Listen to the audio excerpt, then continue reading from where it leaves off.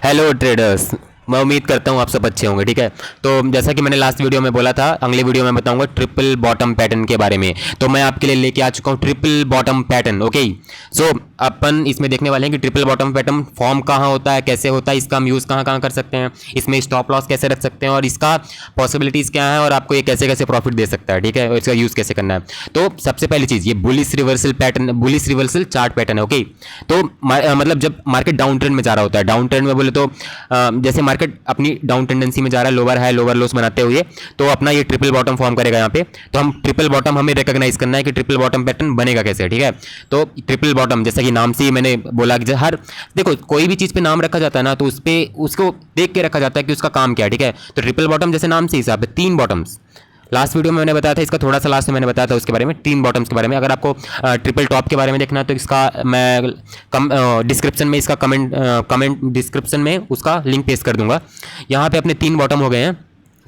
ये अपना lower high बनाया था, उसके बाद यहाँ पे इसने लोअर लो फॉर्म किया, फिर लोअर हाई फॉर्म करता है और ये यहाँ पे लोअर लो फॉर्म करता है। ठीक है, तो ये डाउन ट्रेंड में आ रहा है और ये क्या है, बुलिश रिवर्सल चार्ट पैटर्न है। तो यहाँ पे से है मार्केट ने यहाँ पे से अपना ट्रेंड चेंज करेगा। ठीक है, तो यहाँ पे आपको 3 बॉटम्स दिखेंगे। ठीक है, जैसा कि आपको दिख सकता है, ये लो 1, लो 2 एंड लो 3, 3 लोस फॉर्म कर रहा है और यहाँ मार्केट डाउन ट्रेंड में आ रहा है। ठीक है, ओके, और ये अपनी नेक लाइन है। ठीक है, तो अपन को नॉर्मली अपन देखते कैसे हैं, अपन को जहाँ पे भी 3 बॉटम दिखेंगे, पहले तो आप नॉर्मली समझो, मार्केट डाउन ट्रेंड में आना चाहिए। मार्केट डाउन ट्रेंड में आएगा, 3 बॉटम बनेगा, उसके बाद रिवर्स अपना टेंडेंसी चेंज करेगा और मार्केट अपना टेंडेंसी चेंज करके अप ट्रेंड के लिए चला जाएगा। ठीक है, तो आपको नॉर्मल सा आंखें खुली रखनी है और आपको देखना है कि 3 लो फॉर्म हो, लो पहला, लो दूसरा एंड लो तीसरा। उसके बाद यहाँ पे नेक लाइन फॉर्म होगी। तो आपको एंट्री कहाँ पे करनी है, एंट्री हमेशा हमें ब्रेकआउट पे करनी है, ब्रेकआउट पे करनी है। और अगर आप एडवांस ट्रेडर हो, अगर आप रीटेस्ट का वेट करते हो, तो आप यहाँ पे रीटेस्ट पे भी एंट्री कर सकते हो चाहो तो अगर आप ब्रेकआउट पे एंट्री कर रहे हो, तो आपका स्टॉप लॉस पहला तो एसएल का यहाँ पे का रख सकते हो और दूसरा एसएल आप यहाँ का रख सकते हो।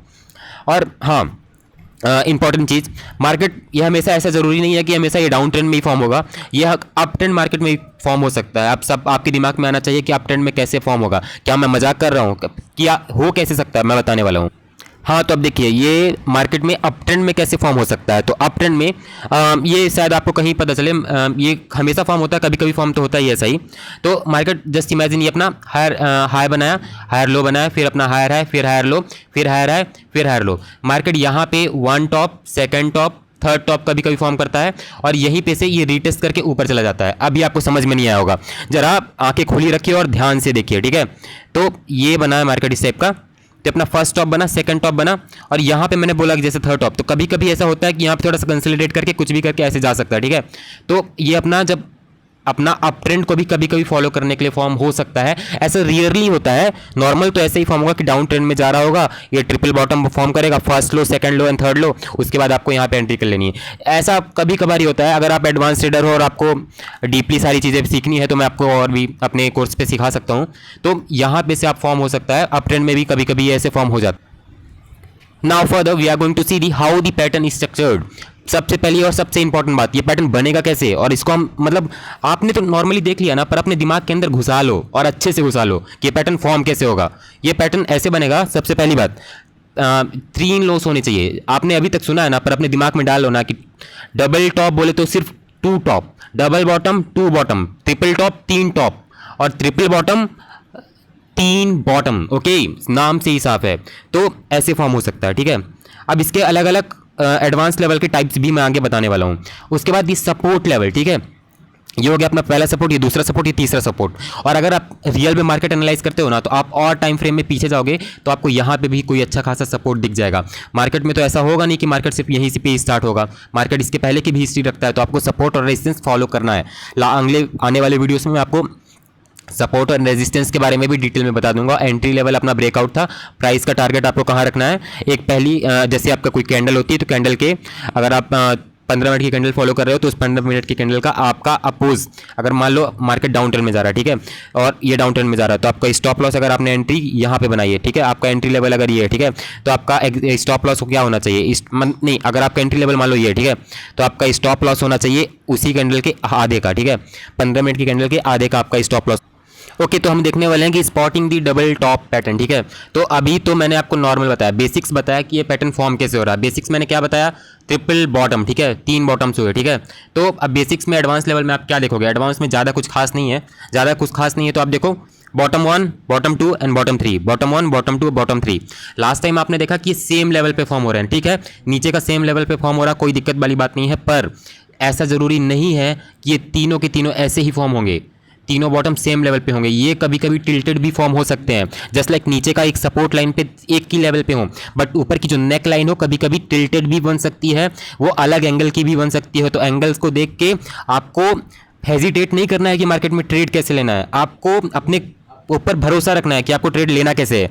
तो एंट्री लेवल आप यही बनाई, उसके बाद अपना ये आगे के ऊपर का ट्रेड देखते हो। एडवांस लेवल पे सिर्फ यही था कि देखो यहाँ पे अगर इस टाइप का यहाँ पे टिल्ट किया है तो नेक्स्ट टाइम ऐसा फॉर्म हो सकता है कि नेक्स्ट टाइम मार्केट में ये अगर अपना सपोर्ट लेवल है तो कभी कभी मार्केट ऐसा भी फॉर्म कर सकता है। जस्ट लाइक मार्केट यहाँ पे से डाउन ट्रेंड में आ रहा होगा, डाउन ट्रेंड में आने के बाद यहाँ पे से ये फॉर्म करेगा ऐसा, तो यहाँ पे जस्ट लाइक ये देखिए ये आया, उसके बाद यहाँ पे अपना रिटेस्ट करने के बाद ऊपर जा रहा है, ठीक है।